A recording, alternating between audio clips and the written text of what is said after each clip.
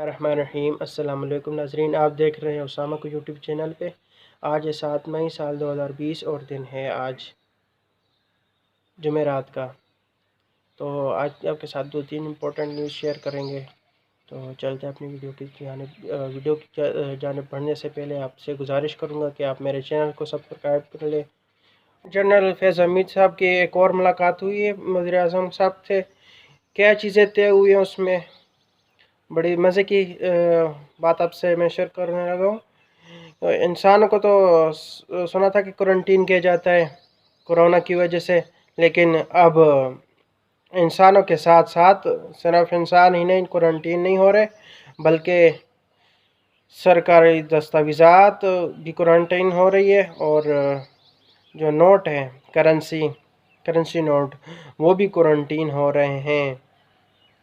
اور پچھلے 14 دن سے، یعنی کہ میں آپ سے خبر شیئر کر رہا ہوں کہ جو کرنسی نوٹ ہے ان کے لیے بھی آج خبر ہوئی ہے، لیک ہوئی ہے کہ جو کرنسی نوٹ تھے ان کو بھی کوارنٹین کیا گیا تھا، اور اسٹیٹ بینک نے تمام بینکس کو یہ ہدایت جاری کر دی تھی کہ آج سے 4 ہفتے پہلے جب یہ کورونا کی وبا پاکستان میں پھیلی اور لاک ڈاؤن کا سلسلہ شروع ہوا، تو جو سب سے پہلے کوارنٹین ہو رہی تھا، سوشل ڈسٹینسنگ انسانوں پر تو لاگو ہونی تھی اور ہم کر رہے تھے، اور کرنسی نوٹ پر بھی اسٹیٹ بینک نے کہا تھا تمام بینکوں کے تمام کرنسی نوٹ جو ان کے پڑے ہیں تجوریوں میں، ان کو سیف ہاؤسز میں ان کو کوارنٹین کر دیا جائے، اور 14 دن سے پہلے ان کا استعمال نہیں کرنا۔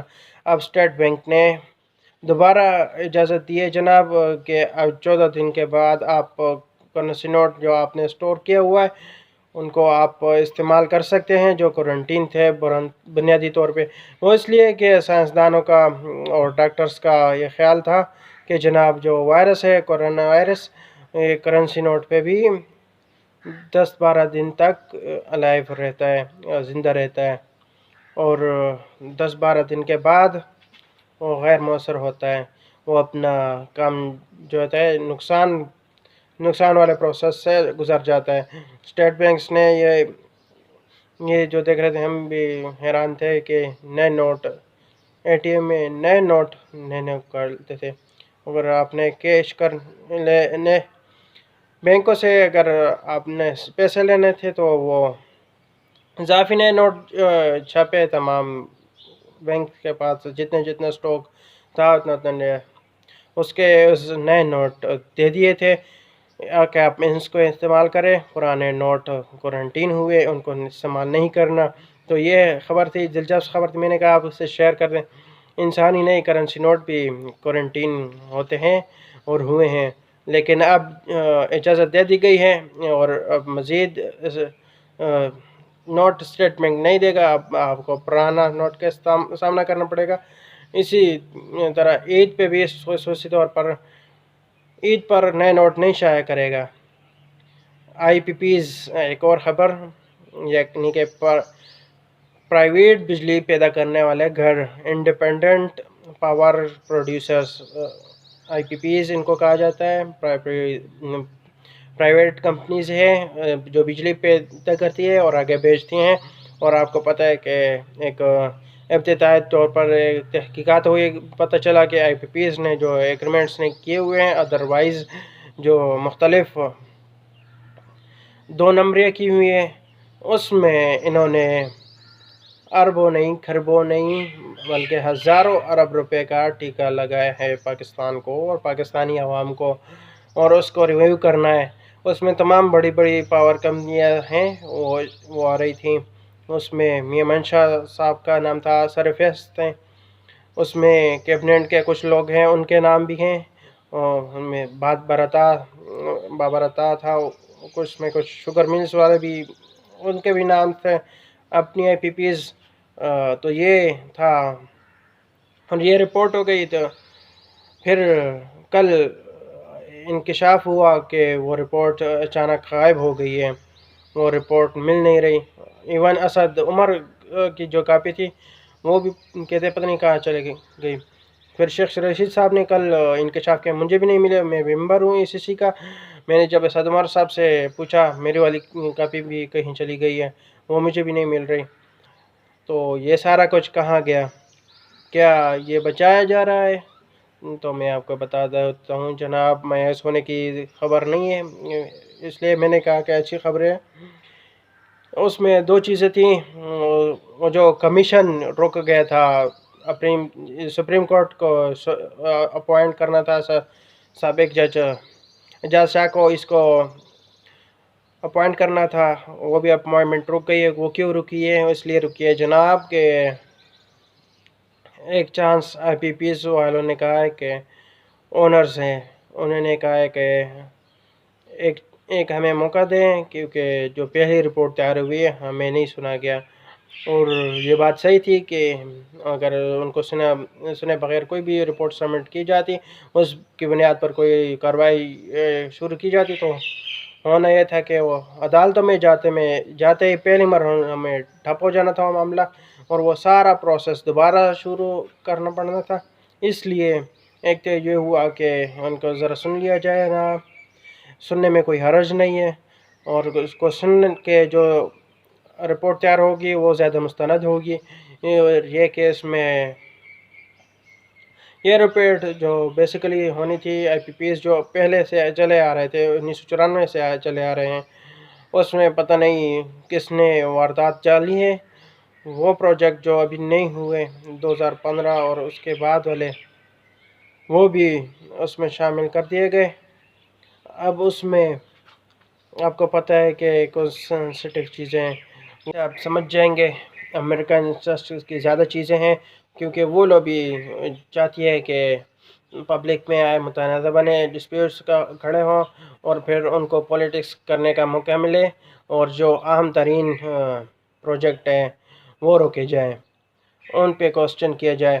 اور یہاں پہ خبریں چھپیں گی، ٹاک شوز ہوں گے، یا پہ کوئی تحقیقاتی کمیشن رپورٹ سبمٹ کرے گا، تو اسی بنیاد پہ وہ ان منصوبوں کو جو کہ اس لوبی کے بالکل خلاف ہیں، پاکستان کے جو حق میں ہی ہیں، اس لوبی کے خلاف ہیں، جو انہی کی بنیاد پہ وہ پھر کوئی نہ کوئی مسئلہ کھڑا کریں گے. تو اس لیے وہ پورشن روکا گیا ہے. اس کے علاوہ میں آپ کو بڑی مستند بات کر رہا ہوں، مجھے کہ کسی کے ساتھ کوئی رعایت نہیں ہونی. جو 1994 سے IPPS آ رہے ہیں، ان میں سے کسی کے ساتھ رعایت نہیں ہو رہی، خواہ وہ کابینہ میں بیٹھا ہے، وہ خواہ کابینہ سے باہر ہو، خواہ اس کے پیچھے تگڑا سیاستدان ہے تو تگڑا صنعت کار پیچھے ہے اس سے رعایت نہیں ہونی. ہاں البتہ ایک اور خبر بھی آپ کو دے دیتا ہوں، انہوں نے آفر بھی کی ہے IPPS نے کہ ہمارے ساتھ ری نیگوشیٹ کر لیں آؤٹ آف کورٹ، جسے کہتے ہیں ٹیبل کے نیچے سے جو واردات ڈالی جاتی ہیں، نیگوشیٹ کر لیں، ہم اثر نو جائزہ لینے کے لیے قیمتوں کا تعین کرنے کا. اس پہ ظاہر ہے گورنمنٹ آف پاکستان جتنے بھی سٹیکس ہولڈرز ہیں، ہمارا جو اصل کام ہے وہ تو یہی ہے، پیسہ واپس آئے اور سستی بجلی جو بجلی ہے سستی لوگوں کو ملے، ویلینٹ کو. تو اس پہ یہ بھی ہوا ہے. تو بیک ڈور چینل پہ جناب اچھی خبر یہ ہے کہ IPPS اس بات پہ ایگری ہو گئے، متفق ہو گئے، کہ تیار ہو گئے، کہ ان کو آفر کی ہے کہ ہمارے ساتھ نئے ریٹس کا تعین کرے، ہم سستی بجلی دینے کے لیے تیار ہیں. یہ ایک اچھی خبر جناب اب تک کی ہے. ایک اور خبر آپ کو دے دیتا ہوں، وزیر اعظم عمران خان سے DGI لیفٹیننٹ جنرل فیض حمید صاحب کی ملاقات. یہ ملاقات آن دا ریکارڈ ہوئی، بتایا گیا کہ ون آن ون ملاقات ہوئی ہے. یہ DGI کے پرائم منسٹر کی تقریباً پچھلے چند دنوں میں یا چند ہفتوں میں مسلسل تیسری چوتھی ملاقات ہے، جو آن دا ریکارڈ ہے، یہ چوتھی ملاقات ہے. اس دوران پریزیڈنٹ ڈاکٹر عارف الوی سے بھی وزیر اعظم DGI کی اکٹھی ملاقات ہو چکی ہے. تو سچویشن کیا چل رہی ہے اس وقت کیوں؟ جو میرے پاس اطلاعات ہیں وہ یہ ہیں کہ ایک تو ख़ास तौर पे लॉकडाउन का मामला है और इसको वज़ीर आज़म की अपनी राय है, लॉकडाउन खोला जाए, कम किया जाए। और दूसरा कश्मीर का मामला है, लाइन ऑफ कंट्रोल पे बहुत ज़्यादा, क्योंकि हमारे पास कुछ ऐसी इंफॉर्मेशन है जो कि इम्पोर्टेड नौइयत की हैं और इंडिया की कुछ अज़ाइम हैं, वो है उस बारे में है। और तीसरा ये है कि 18वीं तरमीम ख़ास तौर पे, और 18वीं तरमीम के बारे में बातचीत, क्योंकि 18वीं तरमीम का रिव्यू होना इंतहाई ज़रूरी है। और वो ज़रूरी इसलिए है कि जो रियासत पाकिस्तान की सर्वाइवल का इशू है, उसकी बका का मसला है, उस पे कुछ और चीज़ें भी थी, और वो ये थी कि ऑफ द रेकॉर्ड थी, क्योंकि इस्लामाबाद पिंडी में काफ़ी गहमा गहमी चंद दिन पहले, और जो सियासतदान थे 18वीं तरमीम पे अपोजिशन के जो सियासतदान हैं, जो वो गुफ्तगू कर रहे हैं, जो स्टेटमेंट दे रहे हैं, मोस्टली उनको कुछ भी नहीं पता कि क्या हो रहा है, क्योंकि उनकी पार्टी लीडरशिप ने उनको बताया ही नहीं है सिरे से। उनकी मुलाकातें हो रही हैं और वो नीचे नहीं बता रहे हैं, और ये काम बड़ी एहतियात से हो रहा है। तो इसलिए इस तनाज़ुर में वज़ीर-ए-आज़म इमरान खान से भी DGI से मुलाकात हुई, काफ़ी इम्पोर्टेंट थी। तो देखते हैं, किसी से मुलाकात होगी तो कुछ ना कुछ